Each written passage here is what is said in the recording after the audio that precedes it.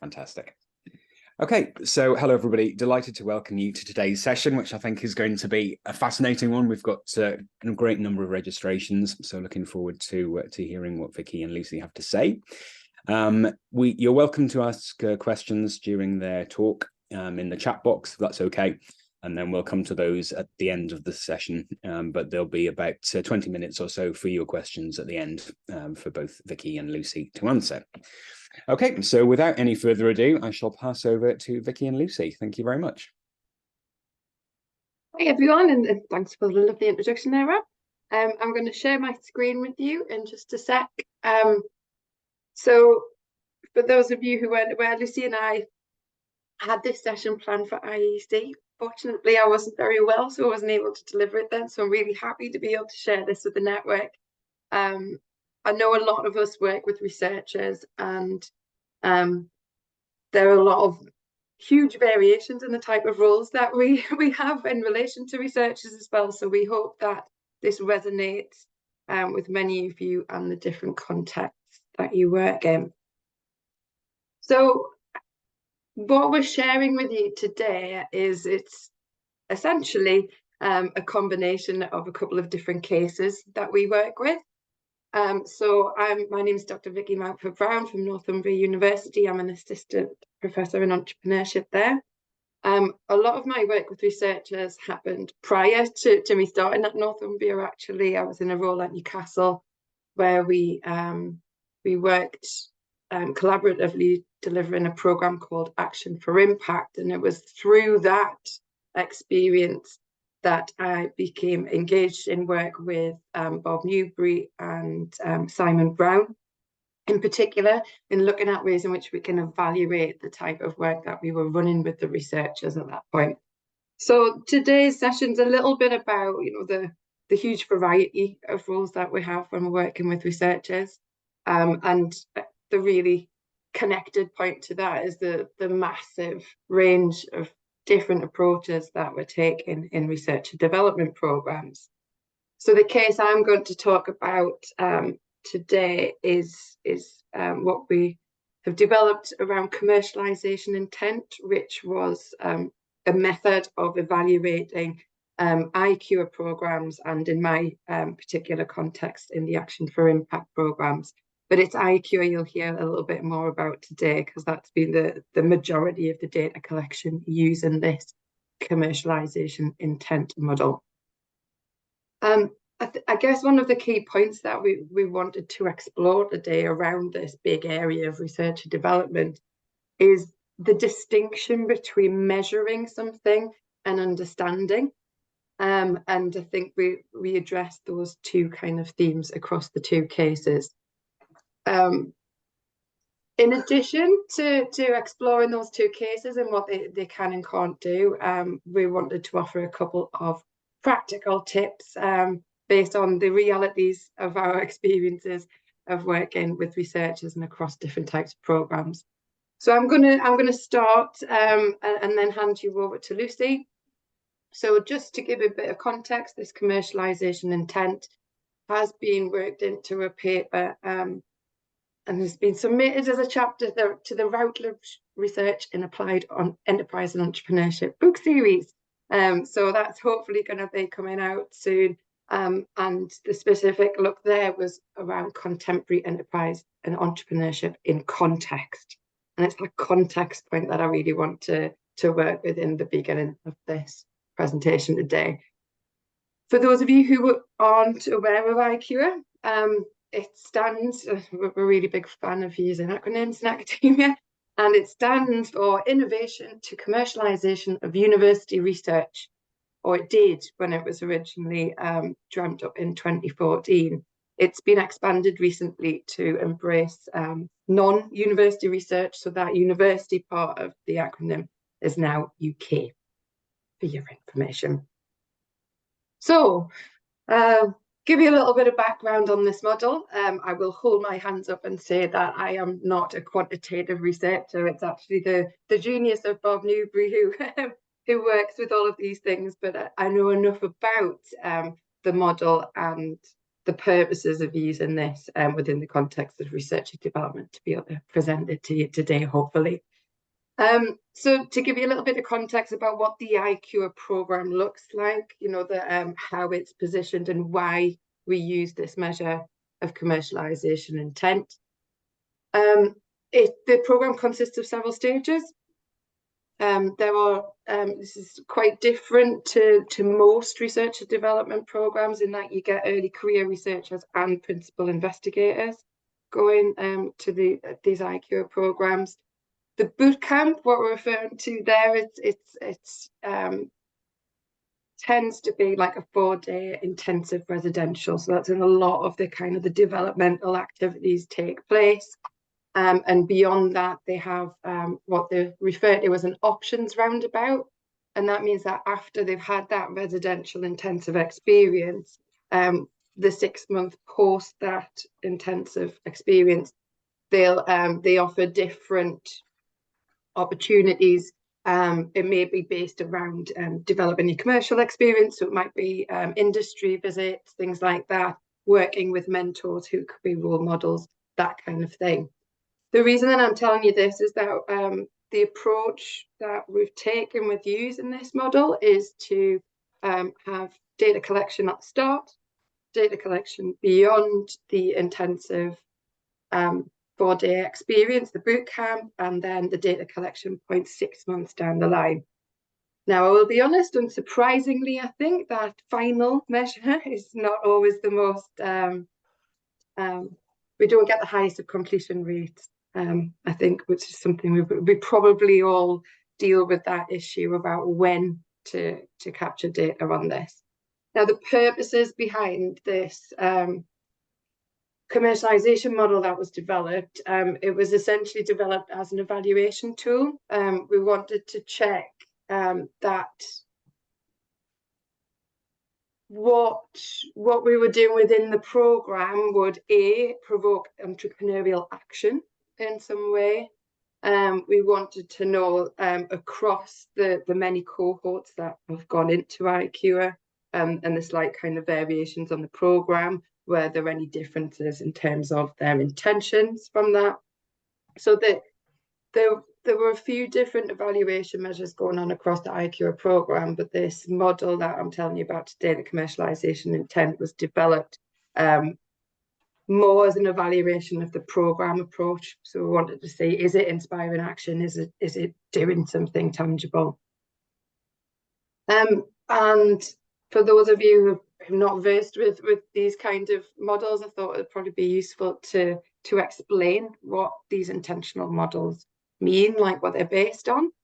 So the theories that sit behind entrepreneurial intention, which is a model that's used across loads of evaluation measures, particularly at undergraduate and postgraduate taught level.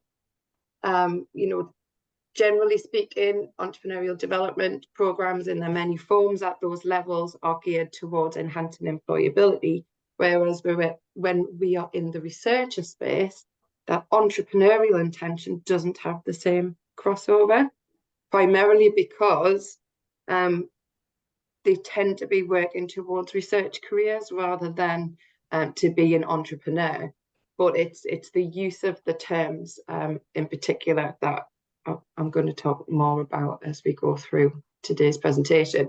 But just to give you this little bit of an unpack of what we mean, when we're talking about whether someone's going to start a business, whether somebody wants to get impact through their research, in this case, commercialization, that is a behavior that we say is best predicted by levels of intention.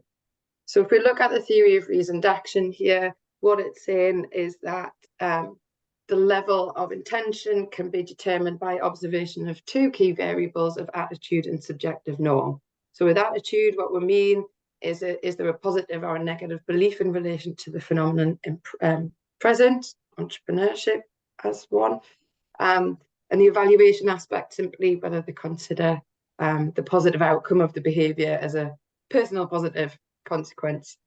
Subjective norm element is a function of the person's belief on whether to do something, but it's based more around social acceptability of that behaviour And that, I think, is an important point to bear in mind within the researcher space. So in other words, it's basically, do they perceive that others think it's worth doing, and if they have the motivation to comply with that.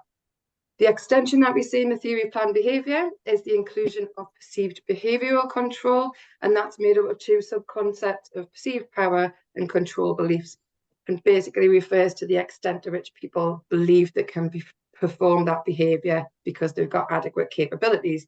So much like what we understand as self-efficacy, essentially. So for those of you who are interested, this is the survey in its kind of rawest form, if you like. It's based on Linion's Entrepreneurial Intent Questionnaire.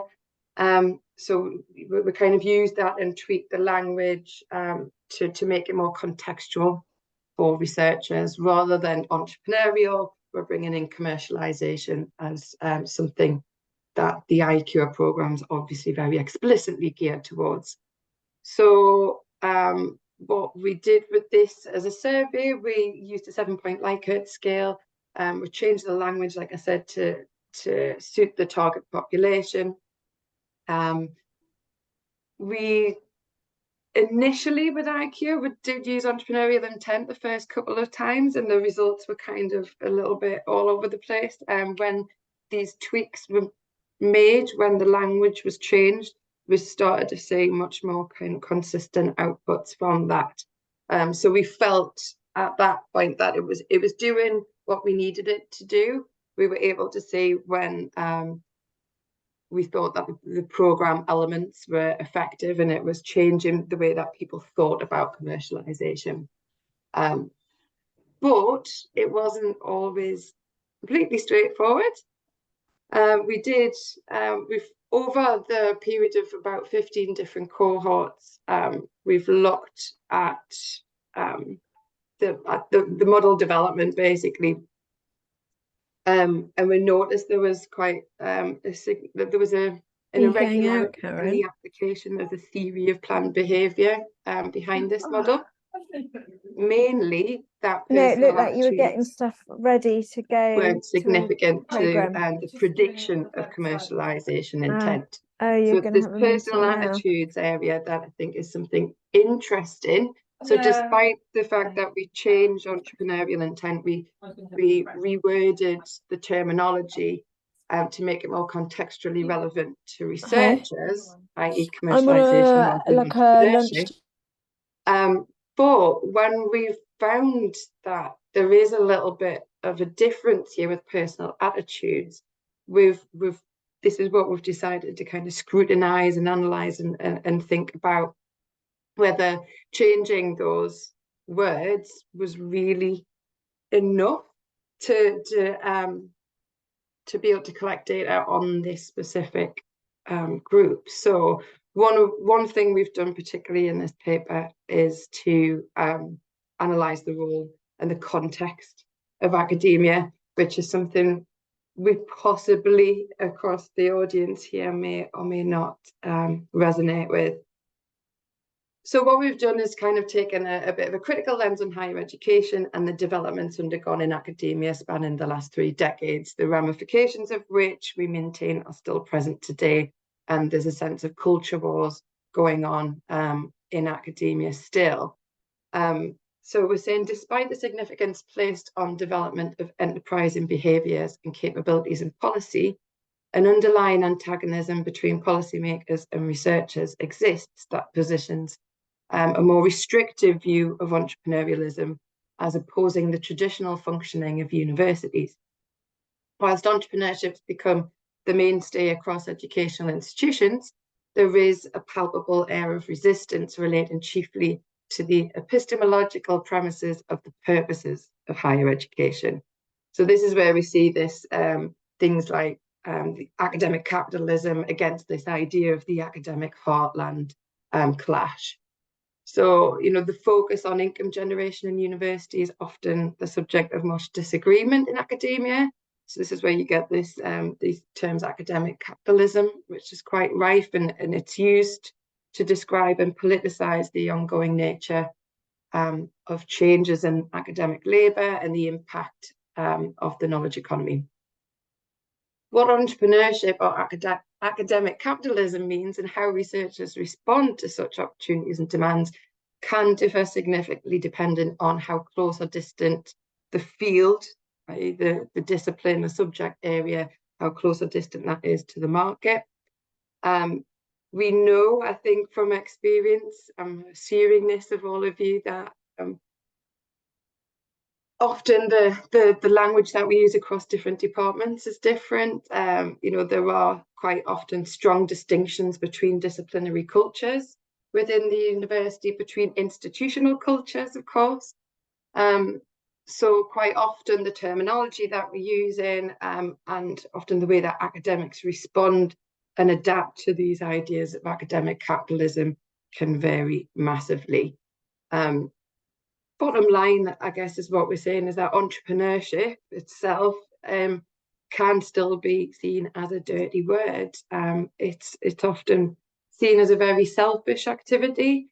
It's couched in self-motivated, profit-hungry ideals, and that often stands in complete contradistinction to the pursuit of truth of pure academic research. So, you know, there's still these cultures that circulate across different pockets of academia that I think maintain this distinction between what a university is really for and what, you know, they often feel increasingly like they're being forced to do, which is the more kind of applied impact sorts of activity. So where does this leave us? I guess, you know, we're all working with researchers. So how do we do something with these ideas?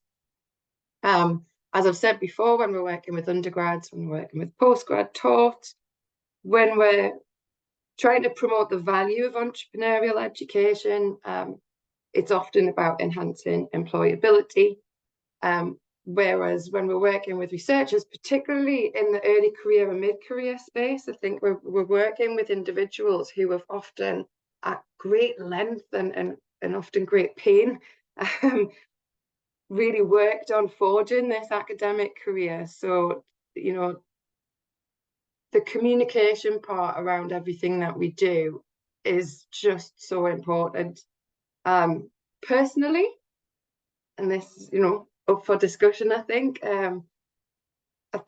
if the more that we use kind of words around value, around creating social value, I think they're a lot more palatable across the different types of disciplines and the different languages that they speak. And I think it is about the perceptions of different researchers and working with them, I guess, on a more individual level to understand what they are. Now I've mentioned this theme of perceptions, I'd very much like to hand you now over to my colleague Lucy, who's going to expand on that a lot with her special concept and Conception X work. So Lucy, please, if I don't click through, let me know. I'll try my best to keep it going for you. Thanks, Vicky. Well, thanks very much. Yeah, so Vicky described a way of looking at the impact that research training can have on their intention to commercialize. And as we've been preparing this presentation, we've been discussing the contrasts between our two approaches. And one thing that I was particularly keen to do was try and get rid of some of the variables that can affect the outcome, because we're all in a very complex, and Vicky's given you a brilliant overview of the complexity of the context that we're working in. And we have got access to researchers and we want to develop their entrepreneurial perspectives, but that's in the context of so many other influences, not least, you know, their upbringing or what their parents did, or, you know, things that we have absolutely no control over. And so I was looking for a way of measuring the impact of a researcher training program that was just going to measure the effectiveness of the training program, rather than take a bigger view and see, you know, how much the training program increased people's likelihood of starting a new venture. Because although obviously we hope that it did have a positive impact on that. We know that there are so many other variables that may have a much larger impact, that it's not fair. It's not fair to measure the effectiveness of our program on the number of new startups, because we can't control most of the things that would actually have an impact on that.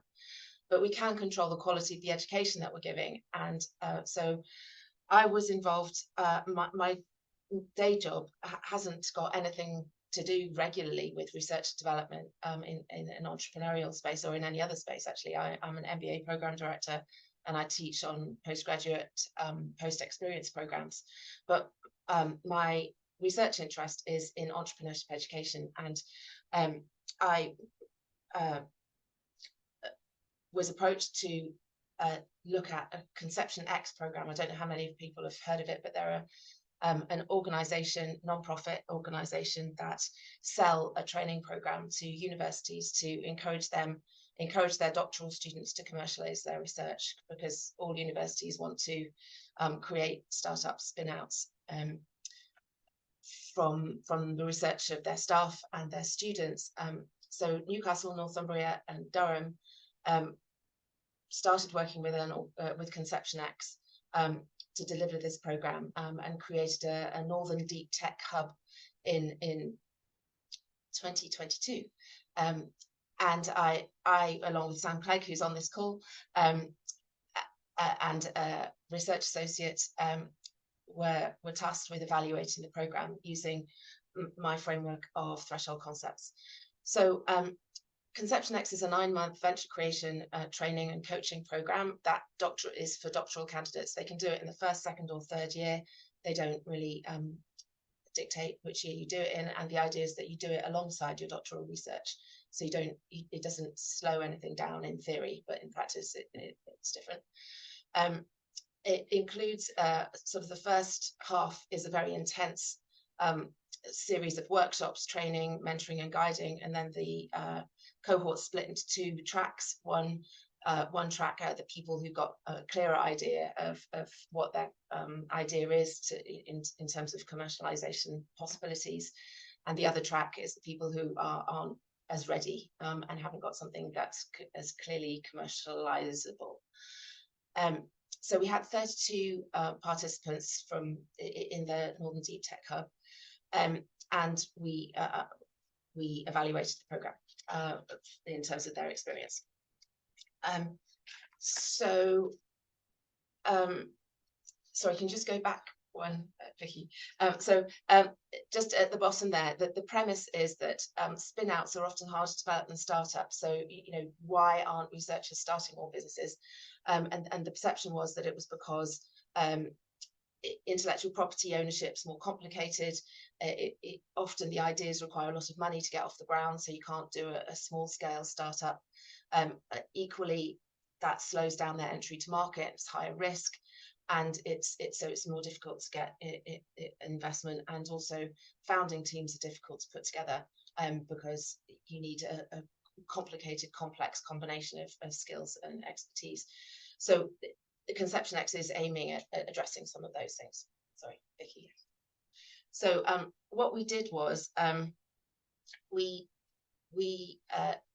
contacted the participants of the program at 3 points. So first of all, before they'd even started the program. So we had this really narrow window where we knew who was on the program, but they hadn't quite started it yet. So I think there was this manic 2 weeks where we were trying to get in front of everybody to interview them. And we did a pretty good job of that. And then we interviewed them again at the midpoint and again at the end point.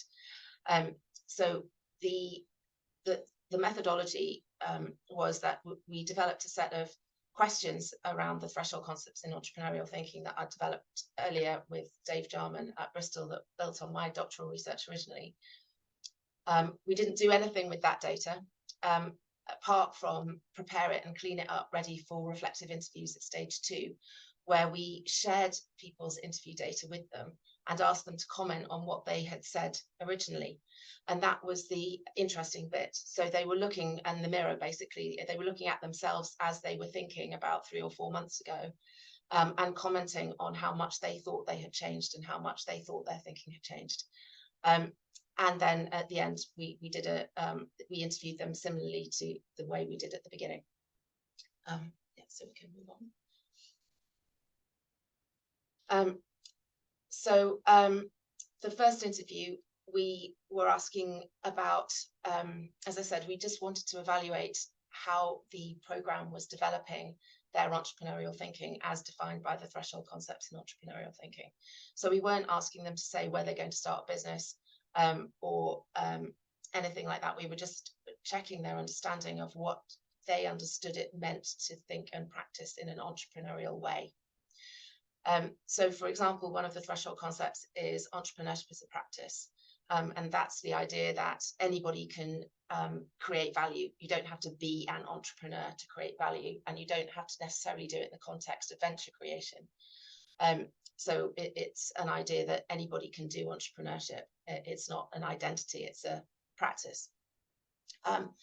But sorry, if you go back, I know I'm talking a lot, but so rather than asking them a sort of yes/no question, do you think entrepreneurship is practice? We try to be a bit more indirect and ask them a question such as what roles, tasks, and contexts lend themselves to thinking and acting entrepreneurially. So obviously, if you believe that entrepreneurship is practice, you'd say, well, basically anything.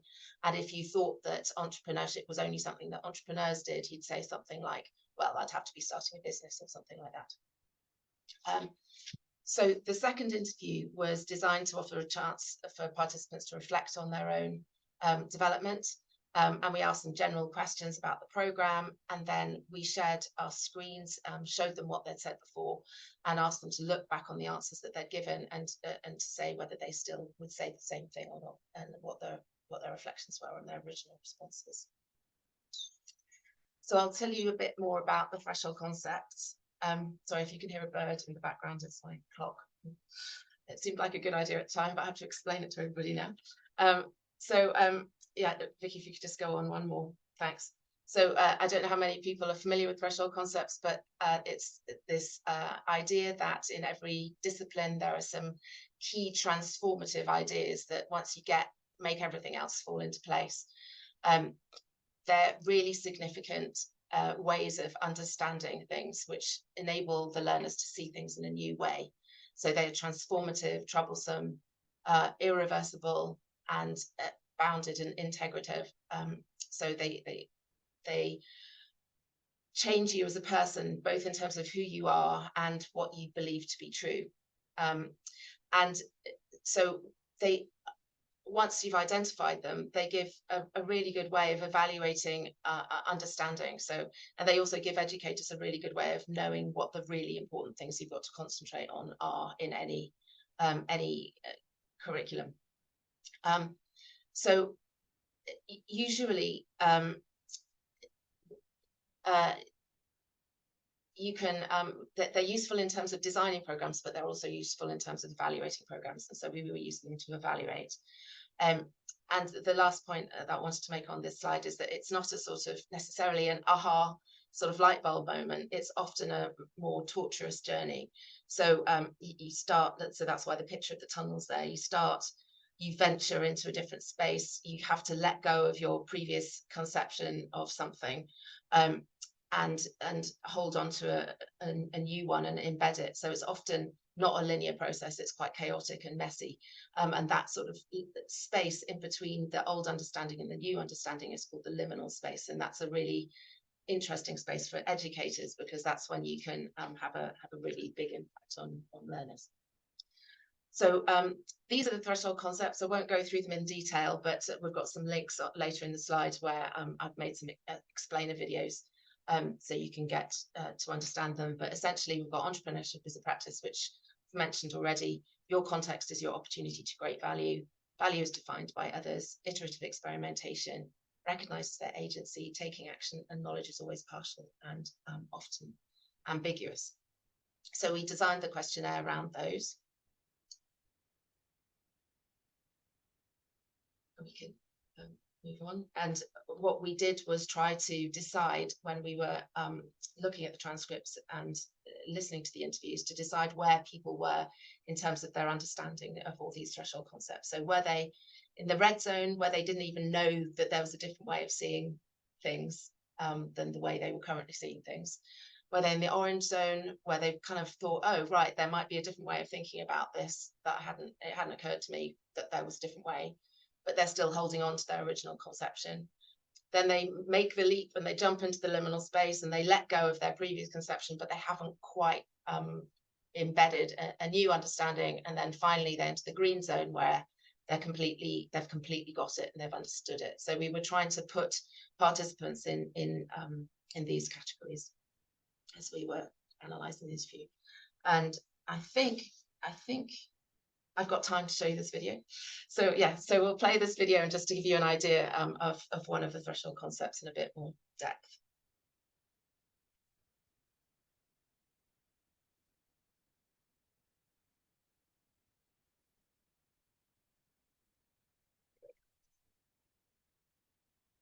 We got sound.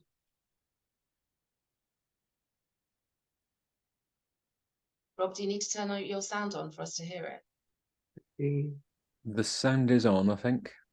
Not quite sure why it's not playing.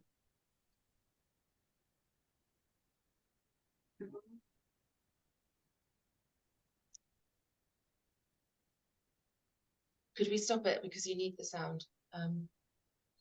Sorry, I don't know why it's not playing the sound. I think in the audio settings, can you change it to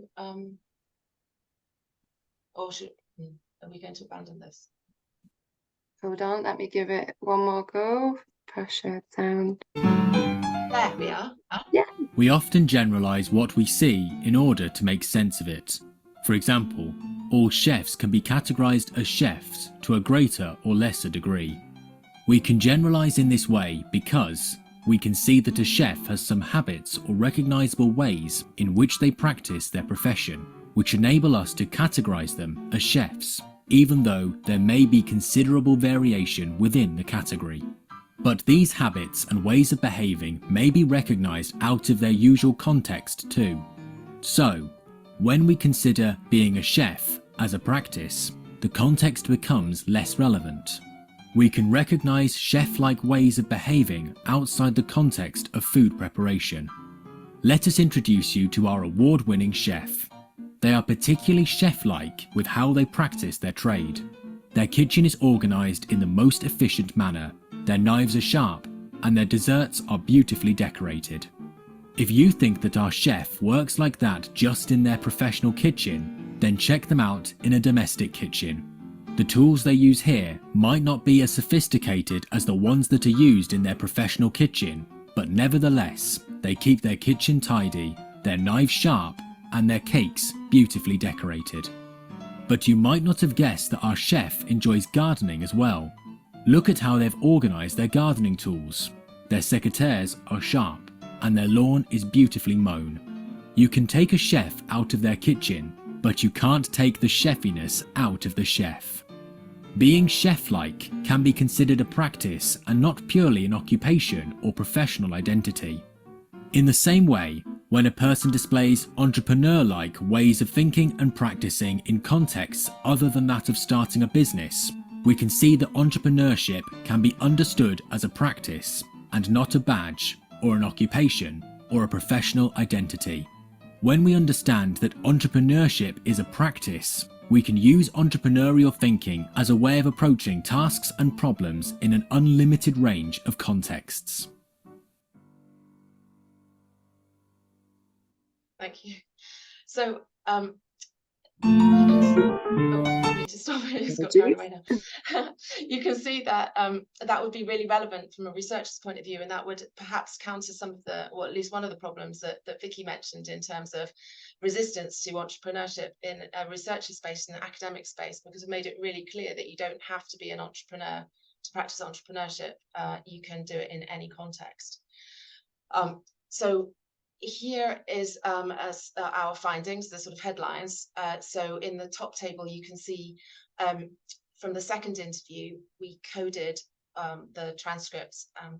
We coded multiple, each transcript at multiple points. So any one point, one participant could have understood, not understood, completely understood the same threshold concept, because at one sentence it would appear that they had completely understood it, and then in 2 paragraphs time they'd say something that maybe revealed that they hadn't quite completely understood it. So we just coded everything to get a general overview. And you can see from here that the 2 threshold concepts where there seemed to be the deepest understanding was the 3 and 4 values defined by others in iterative experimentation. And then there was a sort of cluster of the next set, which was 1, 6 and 7, and then we had 2 which didn't really hadn't really been well understood at that point. So in the bottom table, we also were looking for situations where the participants themselves had highlighted a clear change in their own understanding. So this, for example, you'd have a participant say, "Oh my God, I don't recognize who said that, even though it was them. I can't believe I thought things were like that." And the biggest changes were again in those 2 threshold concepts, 3 and 4. So that was gave us confidence that the program was having a real impact across the board, but mainly in those 2 ones, it was definitely having a significant impact in participants' understanding in those 2 areas.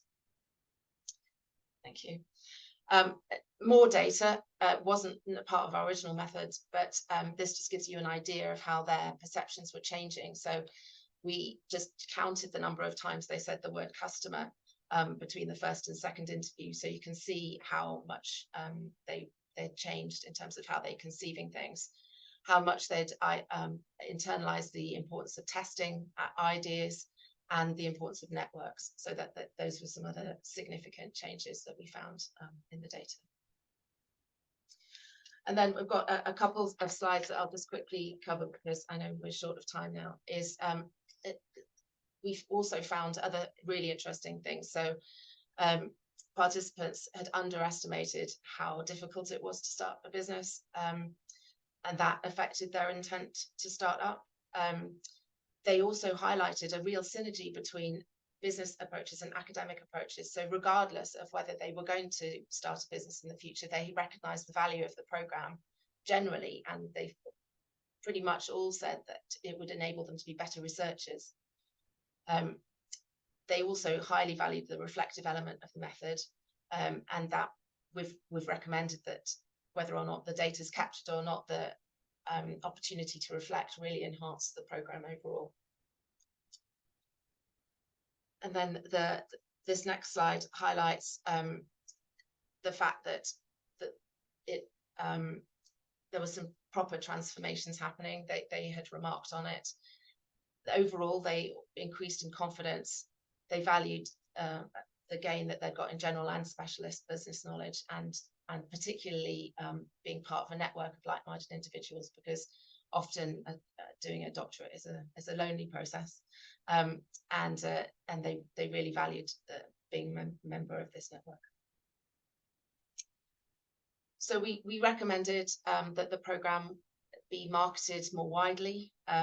We also recommended that supervisors were included in the marketing of the program, and we had and that ConceptionX engaged with supervisory support, because that had a significant impact on participants' knowledge and engagement with the program. We also recommended that there's no point doing it in isolation and then abandoning people after they've finished the program. The university needs to follow on proactively with participants following the program. And then there were some general barriers that I'm sure you will recognise in a university setting for progressing people who did actually want to start a new venture that would need to be addressed at a local level. So the work that I did with Dave Jarman is on the EEUK resource place. I can't remember what it's called, the ETC, the Entrepreneurs ETC Toolkit. Toolkit, yeah, thank you very much. The Entrepreneurship Education Toolkit.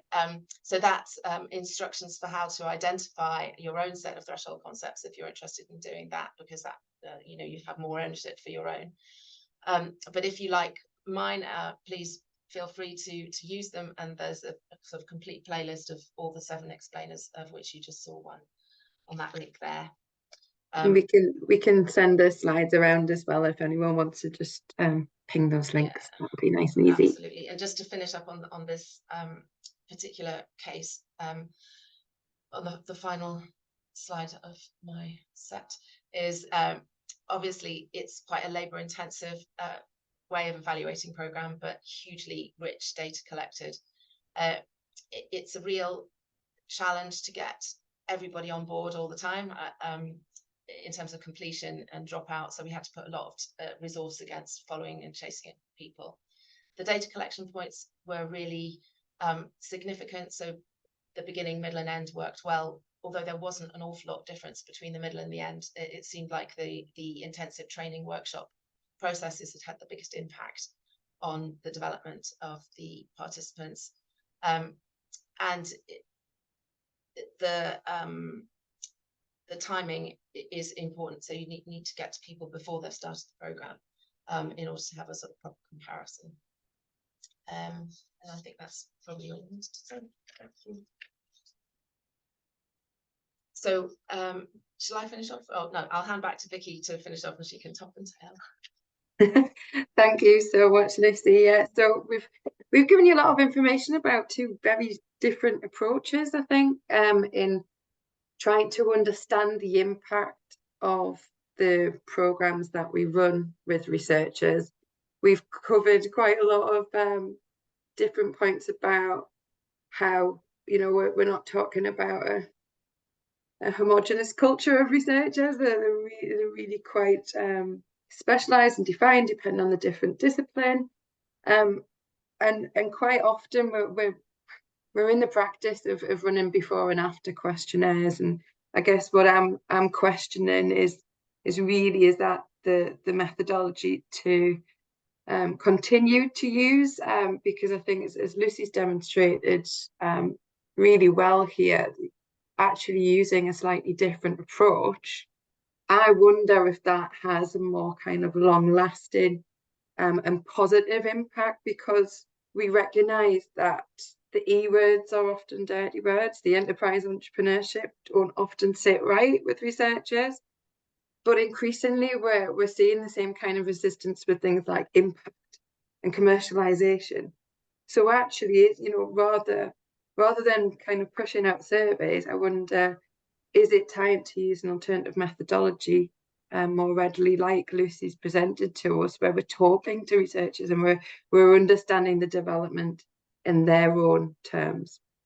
So we've got our email addresses there if anybody wants to follow up beyond today, because Bob, I guess you now have the hard job of 15 minutes for questions.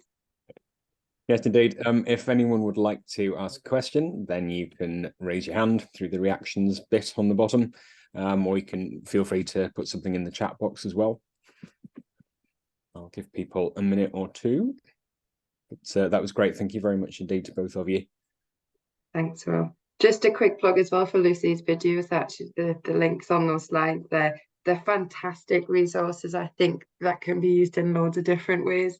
Not just with the educator and researcher audience. I think, you know, the concepts, I think I often try and bring in the classroom in loads of different versions of that. So a really good resource. I love the concept of chefiness. I think that's brilliant. Yeah. Who else wants cake now? Okay, so we've got a question from Ian Merrill. Is there a mentoring element to Lucy's method?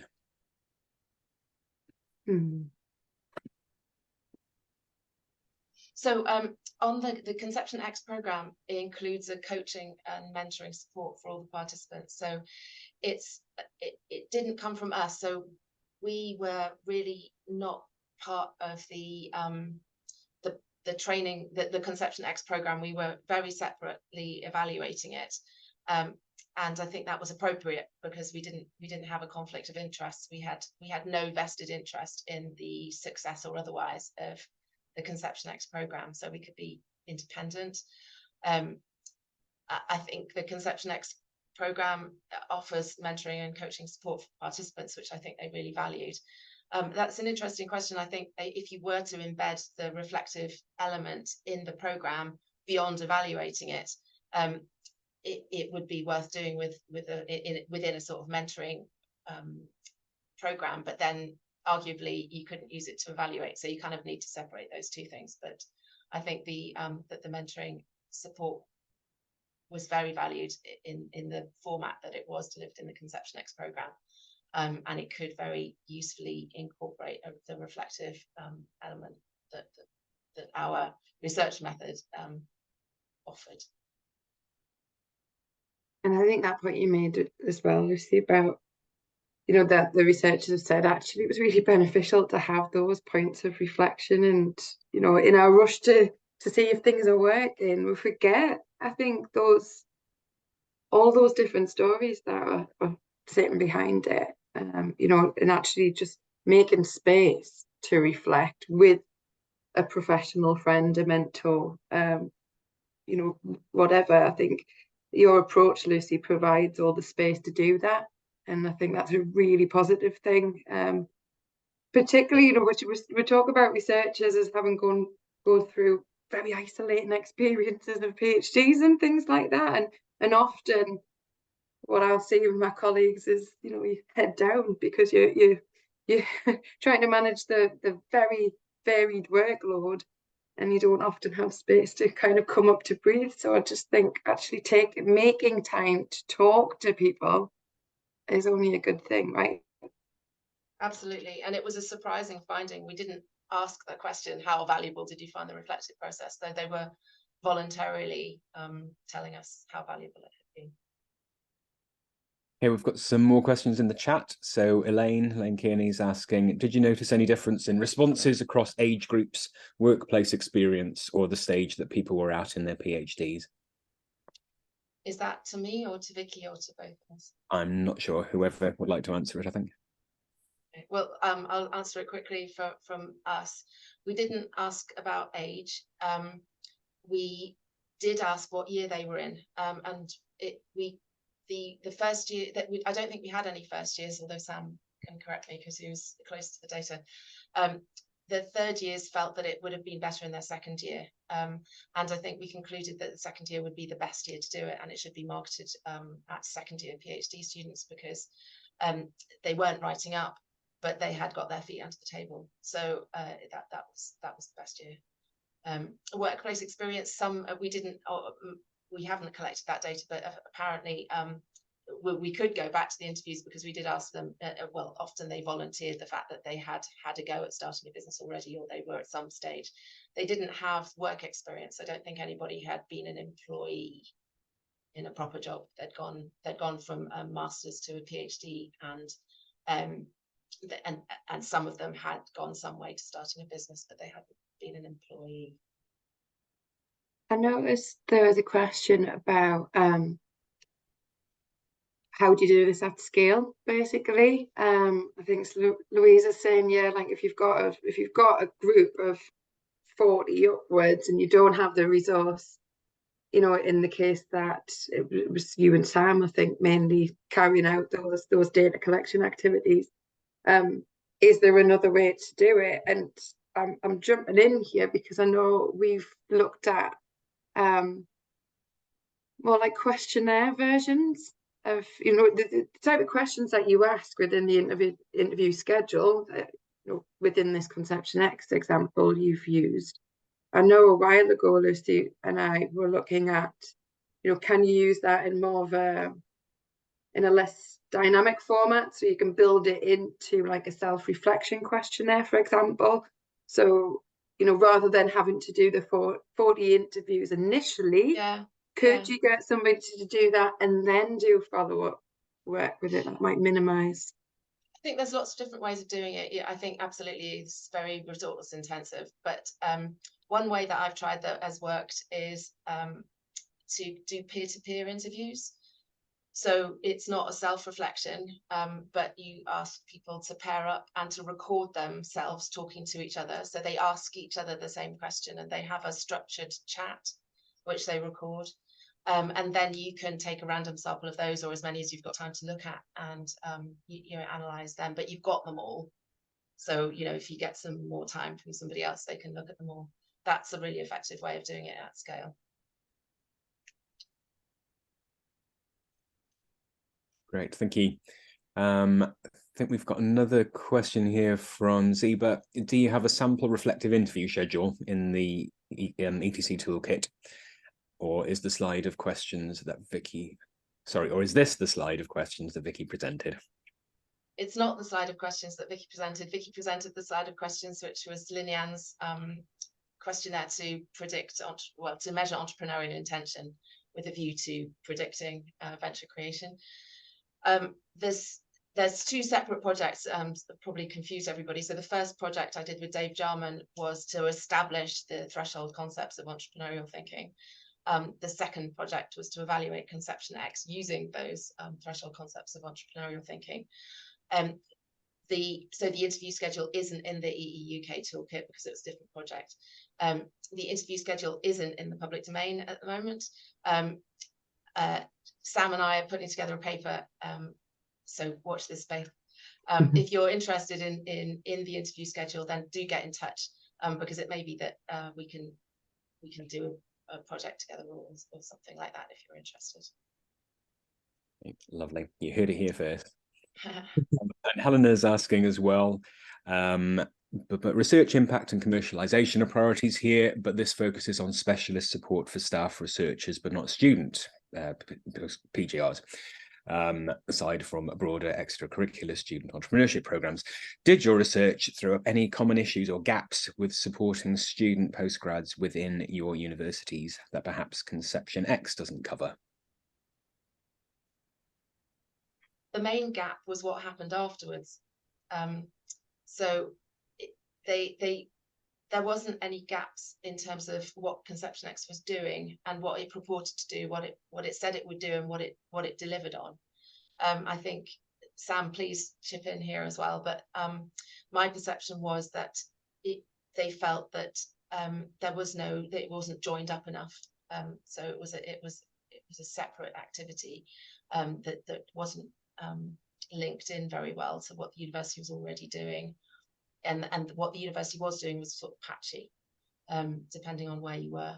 And after the program, so for example, there was one networking event that was run up in Newcastle, which was a roaring success, absolutely roaring success, and everybody was like, "This is amazing, we should do this more often."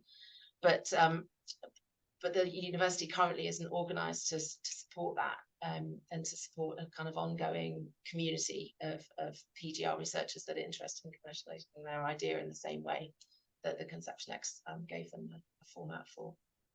I think that is something that I've come across multiple times as well. Often you're putting people in these very intense situations, and the really nice takeaways is the really strong connections and networks that they do make with people across disciplinary boundaries. That's often what you'll hear people talking about is, oh, actually I feel more confident in my own capabilities in communicating my research because of this kind of very interdisciplinary network.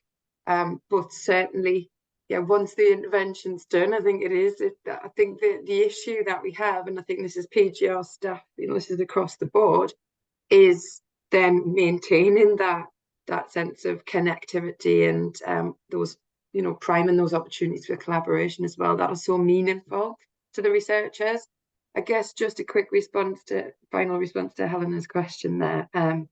Conception X is deep tech program, so you could argue that there's an exclusion of a lot of researchers not working within those kind of areas. We do see brilliant examples of new programs popping up that are more kind of socially oriented, but I think we've still got a long way to go there, in addressing research across the whole piece rather than, I guess, the more tried and tested routes to commercialisation, such as tech research.